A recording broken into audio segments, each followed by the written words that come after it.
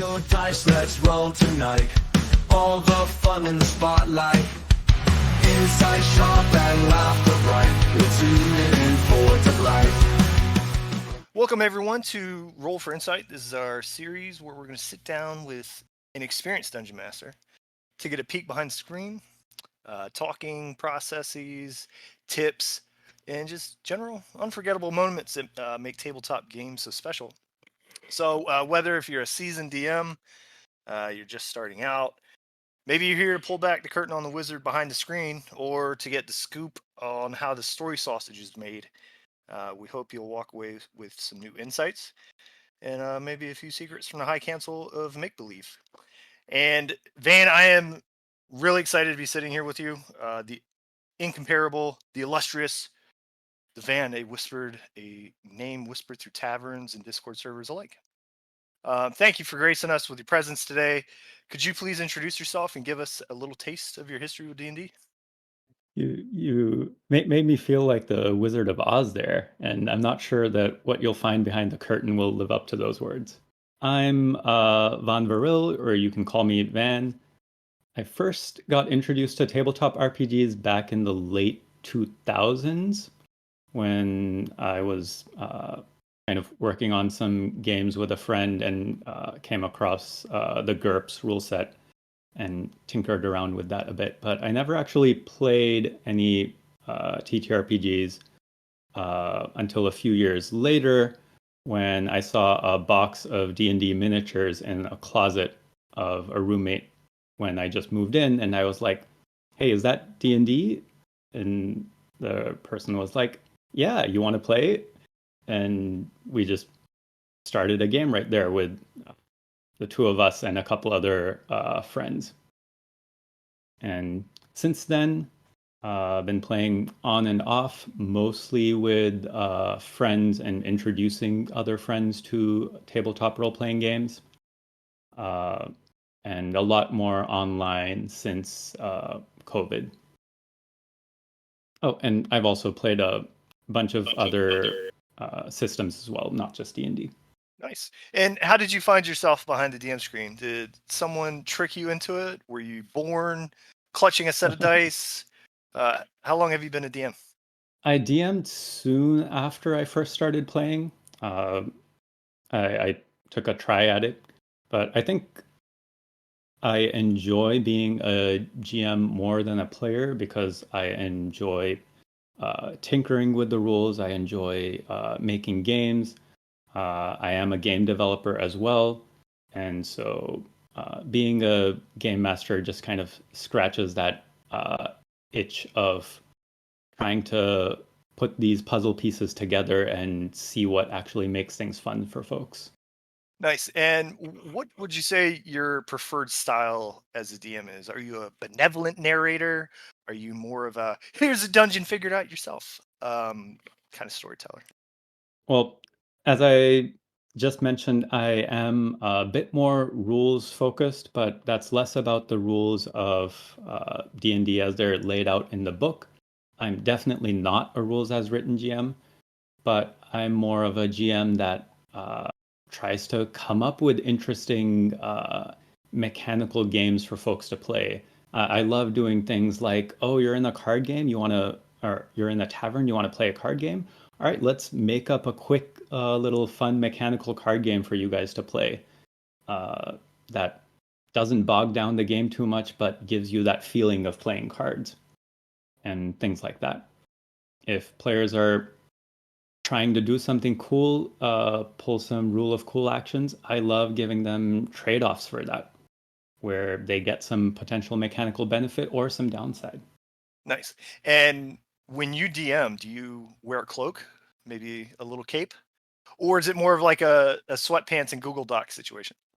Online, it's definitely there are some Google Docs in front of me. Not often while playing, I usually have that kind of stuff prepped and figured out beforehand and try to put as much of the things I need inside the virtual tabletop. But I do definitely have less of a cape and more of a kind of blanket cloak type of thing that I wear. Okay. And when you're dreaming, like when you're creating a storyline, what gets your juices flowing? Is it high fantasy, noble quest, political intrigue, or just three goblins trying to start a small business with no permits? I definitely lean more towards high fantasy, but whether that is kind of a more epic storyline feeling or whether that's a slice of life type of vibe where there's a lot more shopping going on, that really depends on what the players want. Uh, Especially because I've often played with friends. At a session zero, I will often ask them about what types of themes they're interested in, what type of game they want to play, and build the campaign out from that rather than coming to them with a set campaign. And so I really enjoy building towards the themes that the players want. Awesome. And when you're running campaign, this is just a sub Mhm. question for me. When you're starting a campaign, do you have like a few sessions before that to kind of collect the ideas for that to establish your campaign? Um, it's usually just one session zero. And the way this works is that a lot of the character creation stuff, backstory stuff, I don't expect to happen in that session zero. I do that later, kind of asynchronously with the players. So session zero is for the usual questions about things that are off limits, boundaries, expectations, how often folks want to play, but also for what type of game everyone wants in terms of the campaign theme, storyline, that sort of stuff, and then get into the characters folks want to build. Yeah, I just wanted to add that that doesn't work if you're playing online with strangers, because often you'll want to make that pitch first. So I wouldn't recommend it when doing it with strangers that you're looking for, because those players are likely to all want different things if you're trying to find folks. Oh yeah, definitely, definitely. But so we are exiting the intro. We know who Van is, DM. Now we're gonna start talking about your fine art as a dungeon master, the notes, the preps, the delicate balance between the story, and maybe guiding the story and avoiding watching in quiet horror as a party burns down the town you spent 3 weeks designing. This next question is going to be about power balance at the table. You got to love it, you hate it, but how do you handle it when a player is like walking around like the chosen one and the rest of the party are barely surviving on potions and bad choices? How do you handle that? I usually don't let such things happen in terms of design. And here's why. I've definitely had tables where some players are building their characters focusing more on a theme or wacky idea, and others are trying to build a mechanically maxed out character. And that's perfectly okay. I understand what both players want from the game and are looking for.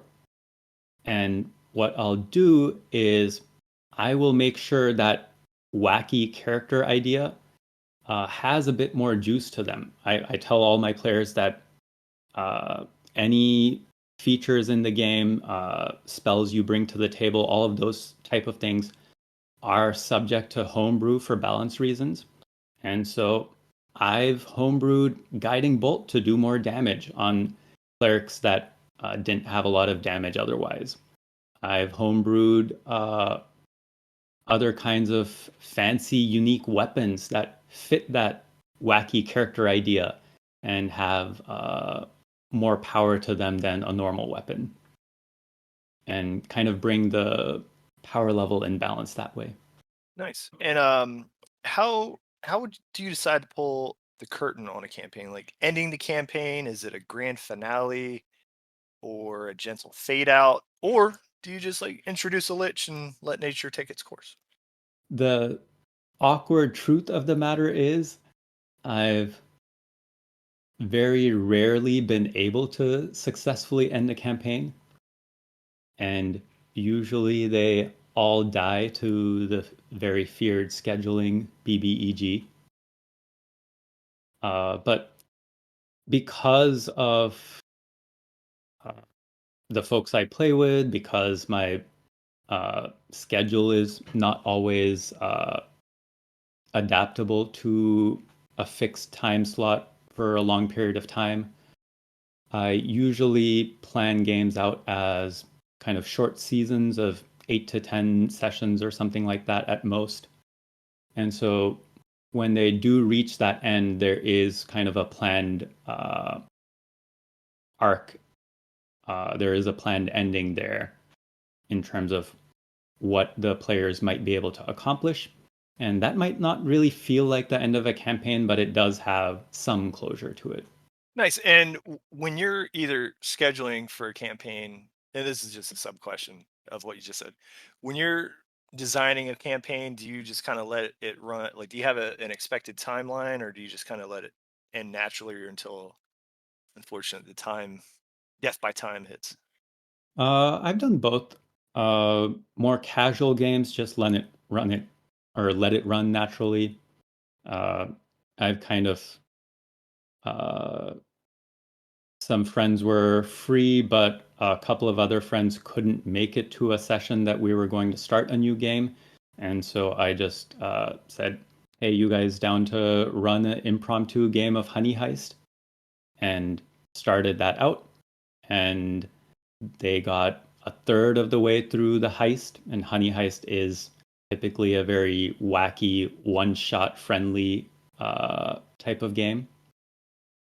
And they got a third of the way through it. We called the session there and picked it up at a later date, not really scheduled in advance, but whenever everyone who played in it was free, and picked up there. So I've done things like that, but I've also done, especially for the more produced games I've run that are on various YouTube channels out there. Those are on more strict cadences, or at least we tried to be.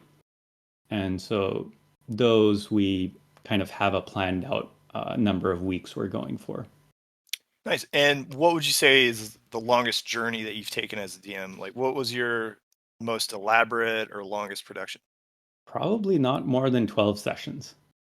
And is that how often would those sessions be? Like once a week, once a month, or Yeah, try to do once a week. nice. Awesome. And with your prep routine, Mhm. do you have sticky notes on the wall like you're solving a murder, or do you walk in with a single index card and a dream? So I try to do my prep in different stages. One in terms of where I kind of want the story to go, all of my notes of what's going on, all of that goes in digital documents. But I try not to have those up or refer to them when GMing. Uh, Instead, for the specific session I'm going to run, I try to prep out what are the possible things that could happen, what things I want to have on hand, all of those in the virtual tabletop with maps, stat blocks, including spare ones that I might want to pull.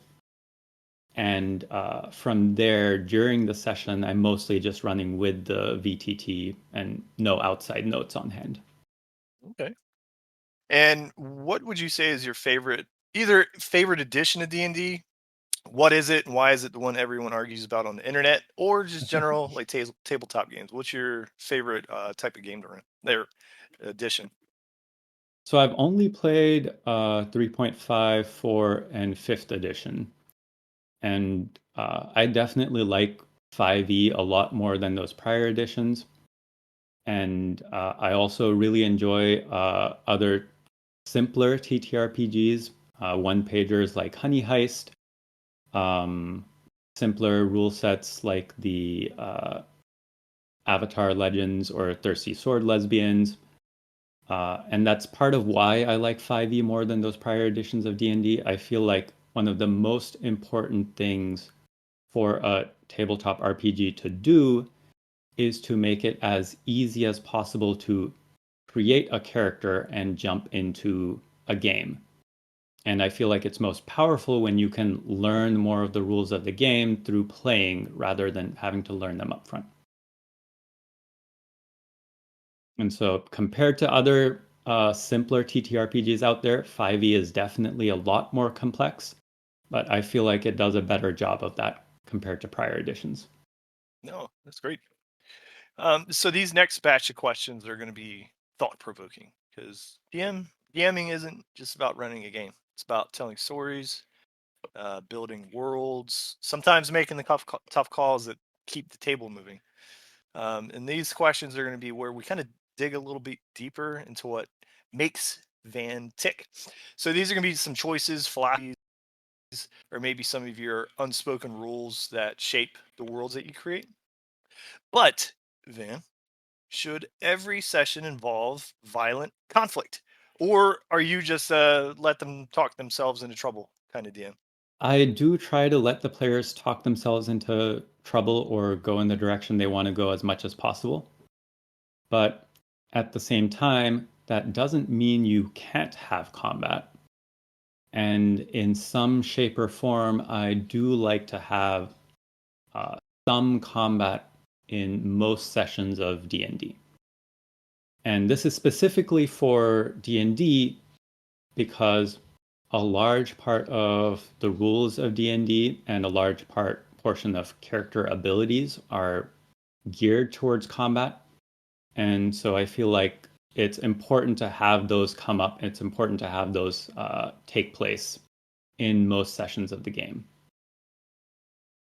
And if too many sessions go by without combat, then I feel like the uh, character tool bags are a bit too limited. Now, of course, it doesn't have to be combat in terms of fighting enemies. It could be play combat in terms of sparring with a dummy or a little fight ring where nobody's actually going to fall unconscious. It could be quote unquote combat with a chase scene where no combat is actually taking place, but a lot of turn-based abilities can come up. So stuff like that counts as well. Nice. And for when have you ever had a new player enter a campaign, maybe after the start, mid start?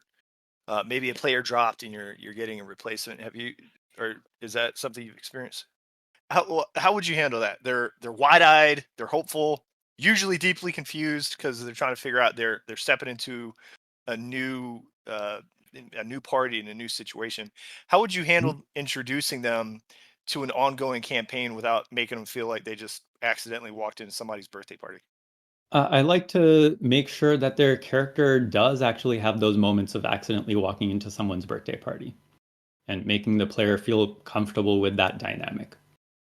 And so one thing I'll do is I'll make sure that I talk to the player beforehand uh, about where the party is, what they're trying to do, work with them more closely on their characters, not just backstory, but also how they will encounter the party, whether it's more of a damsel in distress situation, whether they're going to be a rescuer, whether they'll just happen to be in that place pursuing their own mission and find alignment with what the party's doing. So I'll work with them on that. So they'll have a bit more of an idea than the party about how they'll get worked into the story.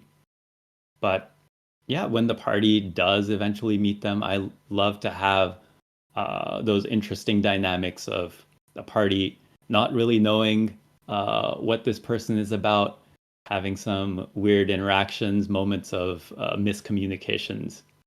And I love playing up those things. Nice. That's a lot more creative than I do. I usually try to just do like a 5 minute, like, okay, y'all catch them up, and then just give them the campaign notes of like, here's what's happened so far. But and when you're introducing a new player, do you try to have them fill the gap of what the previous player had, or you just kind of like make it fresh for them? Nope, it's whatever type of character they want to create.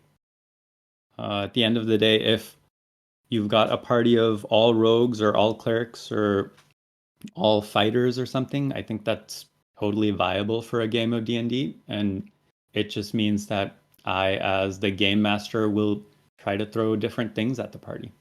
Yeah, and that's a great segue into this next section. Is these are going to be the creative ones, and you're talking a little bit earlier about how you like creating, I think homebrew. But if there is one thing every DM has, it's a wild imagination, and this is where we're going to throw open the doors of your mind palace and see what kind of strange, brilliant ideas you have rattling around in there. The homebrew creatures, weird magic items, your what if ideas that never quite left your notebook. This first question is going to be for the wizards and spellcasters in the audience, but if you could create a new spell to use in your sessions, what would it do? And can I cast it at higher levels to summon snacks? So first of all, I really hate the design choice of save or suck spells in D&D. And if you're not familiar with that term, that's spells where if the target makes a saving throw, then the spell does nothing. And if they don't make the saving throw, then it really sucks for them and does everything that's absolutely painful. And so what I would do is I'd rather create spells that have other kinds of downsides, especially kind of self-inflicted downsides. I really like the idea of spells that might cost you HP or let you burn multiple spell slots for a bigger effect, or things like that, where the player that's casting that spell gets to make more dangerous, risky choices with the spell they're casting. So I can take it that necromancy is your favorite school of magic? No. Well, the typical necromancy spells don't really do that kind of thing. They let you, the powerful one, let you summon zombies and stuff like that. But yes, I definitely love the idea of, say, what is it, Hunger of Hadar or Armor of Agathis, that toss you some HP to use. So you're hoping that the protection is worth it. Yeah, that's true. Before I get to the next question, I was thinking about something you said earlier that we talked about. And I heard a theory on this too about DMs wearing capes. That DMs who wear capes in games, that they're part of this secret society, the Order of the Rolling Bones. And somewhere out there, there's an old man bones who hands out dice and cloaks to every new DM. And if you ever roll a natural one, they take your cloak away. Mm. Is that true? I'm not sure I'm allowed to share the answer to that question. Cannot confirm, deny. So, what would you say about a whole campaign with no combat, just gossip, politics, and a very angry goose that no one's allowed to fight? How would you structure that? Well, first of all, there are tabletop role-playing games besides D&D out there that would make this a lot easier. But for the sake of the fun of this question, I'm going to assume it is D&D 5th edition. And just preface this with, this is probably not a great idea, just because a lot of the rulebook and character abilities do go out the window.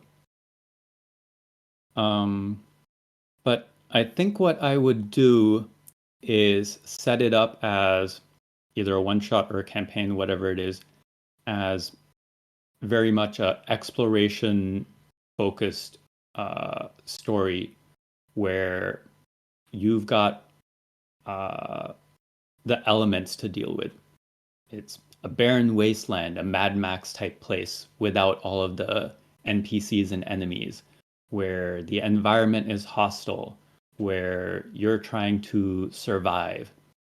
And so it wouldn't be combat, but there might be things like lots of chase sequences where you are trying to chase something down or run away from something, more likely. There may be enemies out there that you absolutely cannot fight, and make it feel a bit more of a horror terror type of moment. There are going to be elements that you'll have to contend with and figure out ways to keep yourself safe. More puzzle elements, things like that. So I think that's what I would go for a game with no combat in D&D. Nice. Yeah, the chase scenes, and then a big monster basically just demonstrating its strength to the party of like, hopefully they'll get the not the clue, maybe a hint like, oh, maybe this is outside of our reach. But no, that's great.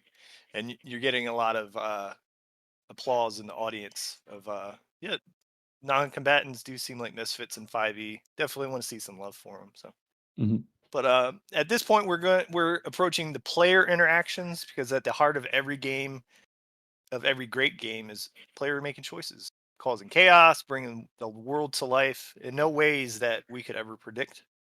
Now we're going to be talking about the balancing act between guiding the story and letting the players take reign. So, and kind of how at least you handle these moments when things can go a little sideways. So, when a player disagrees with your ruling, how do you resolve that situation? If you've ever had that situation, how would you handle it? Usually, I'm not too particular about any particular rulings. It certainly helps that most of my players have been folks that uh, I get along with and kind of know from some other context. And so that makes these kinds of unhappy situations much less common. But if a player did something and says, "Oh, I thought something else would happen," I'm perfectly okay retconning that. I'm perfectly okay changing the outcome of that, as long as everyone else at the table is also okay with it. And I've never actually had a situation where there was a conflict amongst the players themselves where two different players wanted different things to happen. No, that's great, and hopefully you'll never have to. But speaking of, what would you do, or what have you done when rebellious players ignore your crafted story hooks? Do you kind of gently guide them back, or do you just let them start a chicken farm on the outskirts of town for 14 sessions? Yeah, they can start a chicken farm. In fact, I started a chicken farm. Not exactly a chicken farm, but in one of the sessions where I was a player, we encountered some wolves, and instead of fighting them, discovered they were potentially wolves we could communicate with, and discovered uh, that they could be bargained with, and decided that we would help them farm potatoes and raise sheep, and then went back to town and were trying to figure out how to convince them to let these wolves chill in the forest and that they wouldn't be attacked anymore. Nice. And were these wolves sentient? And what would be the difference of a werewolf? They were not werewolves, but they were definitely more intelligent uh, than like normal, ordinary wolves. But yeah, getting back to me as a GM, if the entire party ignores the story hooks, then that's totally fine. If the party wants to do something else, as long as they have a direction, I don't really care if it's the direction I set out for them. I feel pretty comfortable moving things around and focusing the story on what they'd like to do. Nice. If they don't open door B and they open door C, you just move the door and the prize is still there waiting. Yeah. And there was an audience question about if these questions are on paper. These are rolled for insight. These questions are randomly rolled. Um, but no, that's great. But for the last question for this player interaction, maybe if you've seen it or if you haven't, uh, metagaming, that little voice that just knows a little bit too much. How do you keep that in check? If a player starts calling out monster weaknesses, do you treat that as a teaching moment, or do you let the creature just suddenly grow a few more hit points? It's actually one of the things I have a discussion about in session 0, and every table can decide how much metagaming they want. I am perfectly okay running a table where metagaming is allowed and players notice that a token looks like a troll and say, hey, we should hit it with a fireball. I'm okay with that. As long as everyone else at the player wants to play that type of game, I'm okay leaning into that and making more mechanical attributes of the monster discoverable and things like that. And before they try to fireball it, do you Mhm. in combat do you, do your players or you try to encourage role play during combat? Maybe trying to, like, if somebody wants to, hey, can I do an insight or some kind of history check, Mhm. maybe related to their background on if they can story wise prove that their character might have knowledge on it. Do you encourage that, or do you have players that do that? I do both. So in the case of uh, tables where everyone is down to metagame, I'm okay with them just feeling like that monster is weak to fire and throwing fire at it. And I'm okay uh, not asking them to make a check or asking them to justify it, and maybe just kind of creating that reason on my own. Like, yeah, you feel like you've encountered this somewhere in the past, and or like heard about this, read about it in a book, whatever it might be that fits their character backstory, and kind of creating that on their own as I narrate what happens. But at the same time, I also like to encourage folks to ask questions about the environment, ask questions about monsters. People get free skill checks all the time in combat. They don't need to burn an action for it. If they're trying to figure things out about what's going on here, I am happy to let them get free checks and free information about it. And if they fail those checks, perhaps they get some false information instead and feel really, really confident about it. False confidence. It's a great lesson. How and what about backgrounds? I think backgrounds are one of the most underutilized things that players use in terms of Mhm. combat. Of like, hey, the one thing that you would be tapping into, like what your player would know. Mhm. Um, do your players ever tap into background use outside of like social or like non-combat encounters? Do they tap into it for combat? Oh yeah, absolutely. I think the more you kind of tap into that when narrating what's going on as a game master, the more comfortable your players will as well. Saying, feeling more comfortable saying, "Oh yeah, I'm a wizard, so I probably learned this from a book," or whatever else they might be going for. It's reminiscent of that that meme of like how a wizard gets their power. It's all thanks to the books at your public library.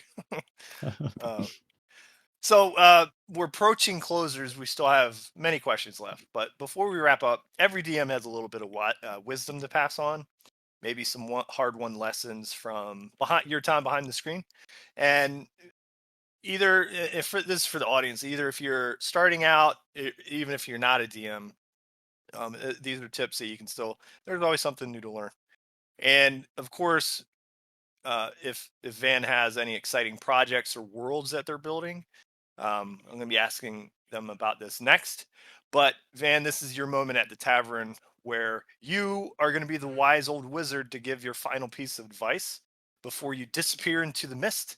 What's one piece of advice that you'd give to a new DM or a new player approaching a DM? Something you wish someone had told you before you had started. Well, the nice thing here is that uh, since I teach the Learning to GM courses, I get to share advice to newer aspiring GMs all the time. So uh, I have a lot of bits of these, but I don't need to share all of them right now. You can always catch me at one of these classes. But I think the number one thing I always like to tell game masters is that regardless of what you have accomplished outside D&D, what life skills you've got, weaknesses you've got, you can be a good game master. And part of your journey in becoming a good game master is trying to figure out how to lean into those things that you are good at and leverage those skills to create a good, fun story for your players. And so if that means you're good at improvised storytelling, if you're good at doing voices, if you're a really good planner and love having things organized in spreadsheets and crunching numbers, if you are great at kind of figuring out what makes characters tick and coming up with compelling NPCs and writing those kind of character development plot lines, whatever it is that you feel you're good at, those are the things that you want to bring to the table, because those are the things that will bring your table to life and really make your players have a more enjoyable experience. And if you can't do some of those things, if you aren't good at improvising, if you aren't good at voices, you don't need to do those things. A lot of the things that you can do as a game master during D&D aren't strictly necessary. Nice. And what's one thing that you think every DM should try at least once besides throwing a random musical into a session? A festival. Festivals with mini games are always super fun. They are a blast. I've never encountered a player group that does not enjoy them. And so I think every GM should try to have a festival in their game. Nice. Taking notes. I'm going to try a festival myself. I have not tried one yet. I did do, uh, it was like a holiday event, but not a full blown festival. But um, but having this energy, how do you keep yourself inspired and motivated after running games so long? Do you read books, listen to music, maybe stare into the abyss until an NPC names comes to mind? I definitely read a fair share of books. I love reading fantasy. But at the same time, engaging here on Altrole. Let me actually check this really quick. From Van, idea. All right, I see. I'm not going to scroll through all of these. A lot of these are probably not actually ideas, but I have 264 messages here on Altrole where I've said the word idea, and I'll frequently say, all right, new campaign idea, new encounter idea, new monster idea, NPC idea. And so just kind of engaging with folks here, talking about stories gives me plenty of ideas for things I'd like to work on or things I'd like to do. And speaking of things you like to work on, what are some things you're working on now? Campaign, project, maybe a secret world building notebook full of NPCs who will never see the light of day. The next thing I want to run, which I will hopefully run within the next month or two, is a few one-shots using the new Discworld tabletop RPG. So I've been slowly putting together a bunch of fun little tidbits and inside jokes from the Discworld books. Yeah. The Discworld books, for those who aren't familiar, are written by Terry Pratchett. A lot of puns and different types of social commentary and stuff in them. Really witty series where almost everything has some kind of meta commentary going on. And so I've been trying to collect a bunch of little bits of detail I want to put into it. And the TTRPG itself is still not fully out. It got kickstarted and will be published at some point in the future, but the quick start is out. And I'm fine just running with that and kind of filling in the gaps as needed. Nice.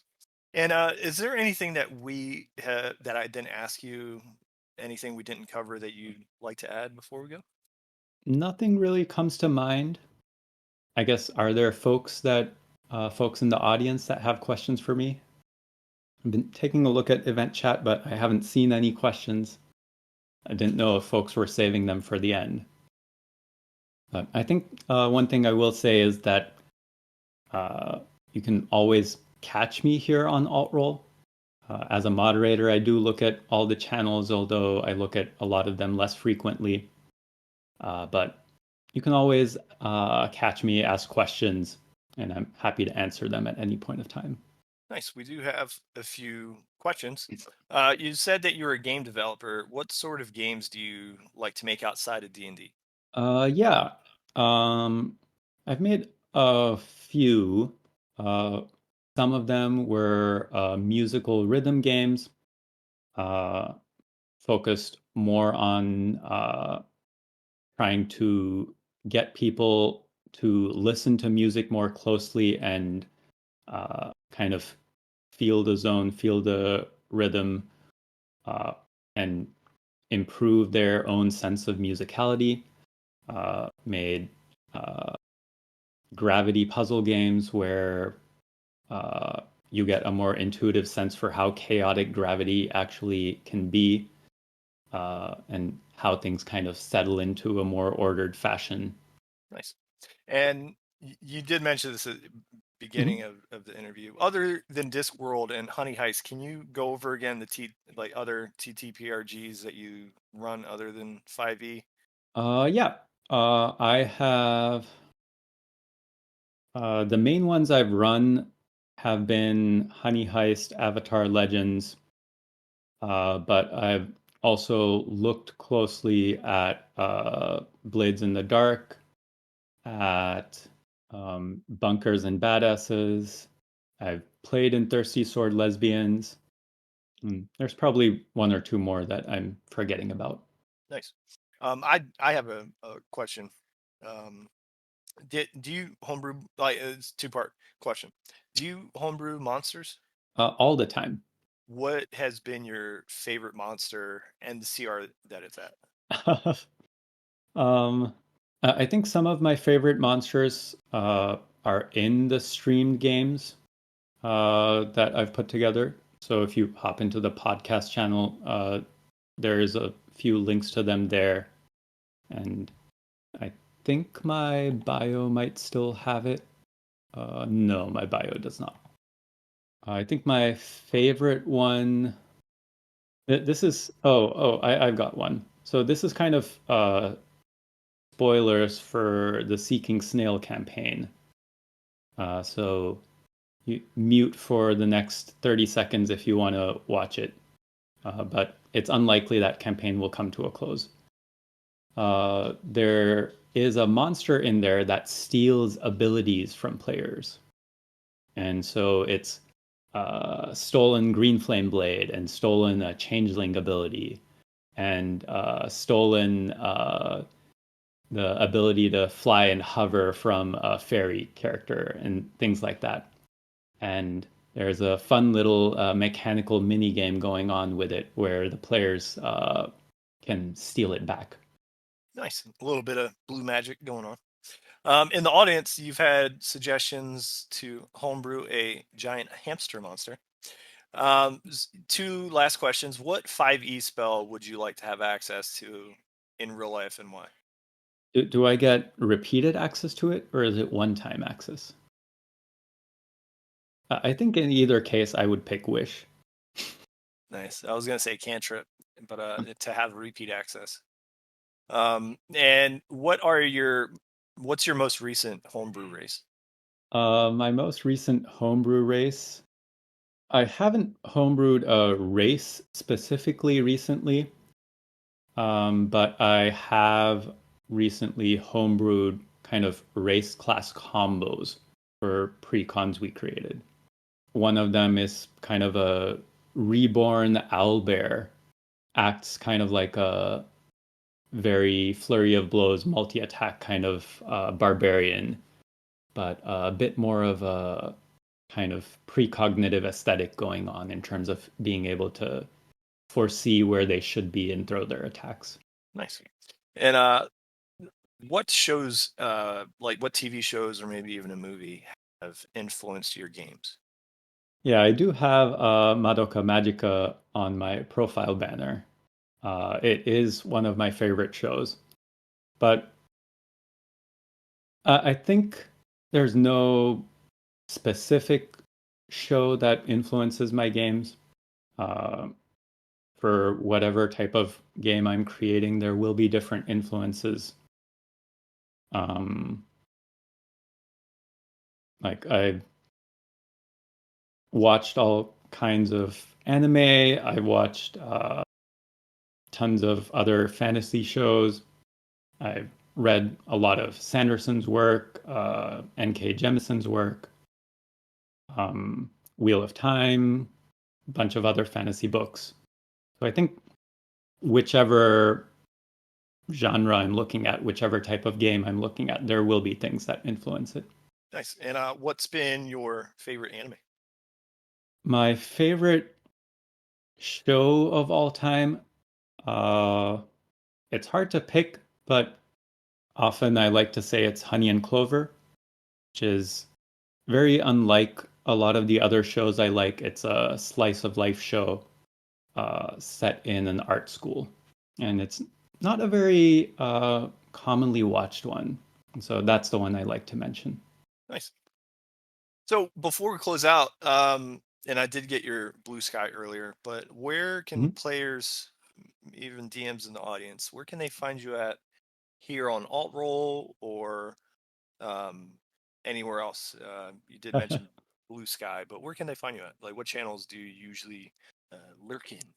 Well, the ones I most regularly check are general chat and GM chat. So that's where you can, if you send a message, you can expect that I'll probably see it within a day. But as a wonderful moderator here on Altrole, I have the superpower of being able to see all the channels. And so you can @mention me anywhere and I will come find you and happily respond to whatever question is on your mind. Okay. No, that's great.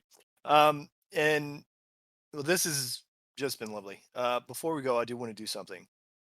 If you would inquire me, I want to roll dice. If you would join me just once to see if Old Man Bones would let us keep our cape. Would you join me in that? I'll roll the Avery bot for you. Yeah. Hypothetically, of course, if such a thing were to be true, and if we did have to give up our capes, then yes, absolutely. Okay, I'm gonna take the one. I'm gonna lose my cape just so you can keep yours. Well, no, you don't have to lose your cape. we don't talk about those things. Alrighty. So, audience, now that we've heard from the mastermind, every game is a two-way street. Players are always going to have questions, usually right after they kick down the wrong door. But if you have further questions, you can find Van in the general chat.